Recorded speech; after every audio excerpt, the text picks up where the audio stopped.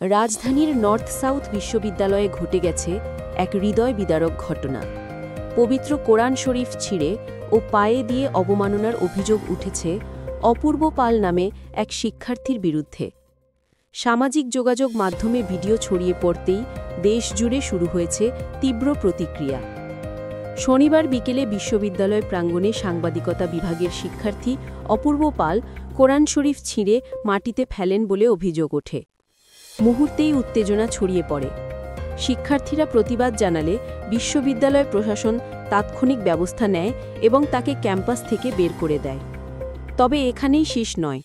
ঘটনাস্থলের video ছড়িয়ে পড়ে ফেসবুকে। এমনকি অভিযুক্ত শিক্ষার্থী নিজেই তার আইডি থেকে সেই ভিডিও আপলোড করেছেন বলেও অভিযোগ রয়েছে।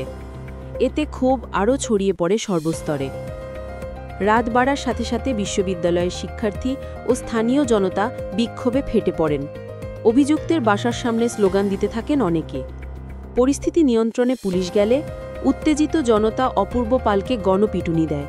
পরে পুলিশ তাকে উদ্ধার করে ঢামেক হাসপাতালে নিয়ে যায় এবং সেখান থেকে আদালতে পাঠায়।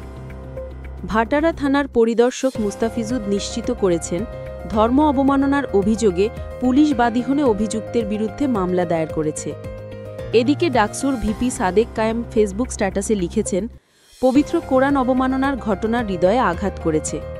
অভিযুক্তকে দ্রুত দৃষ্টান্তমূলক বিচারের আওতায় আনতে হবে। পাশাপাশি সাম্প্রদায়িক সম্প্রীতি বিনষ্ট করে কোনো অপশক্তি যেন ফায়দা নিতে না পারে সেদিকেও সতর্ক থাকতে হবে। অন্যদিকে বিশ্ববিদ্যালয়ের এক প্রভাষক দাবি করেছেন, অভিযুক্ত শিক্ষার্থী সম্প্রতি মাদকাসক্ত হয়ে মানসিক ভারসাম্য হারিয়েছিলেন। তাই দোষীকে মবের হাতে না দিয়ে আইন ও যথাযথ প্রক্রিয়ার মাধ্যমে বিচার হওয়া উচিত। এখন প্রশ্ন একটাই, রাষ্ট্র কি দৃষ্টান্তমূলক শাস্তি দিয়ে এই জঘন্য ধর্ম অবমাননার ঘটনার বিচার করবে, নাকি আবারও ধামাচাপার চেষ্টা হবে? দেশবাসীর দৃষ্টি এখন সেদিকেই।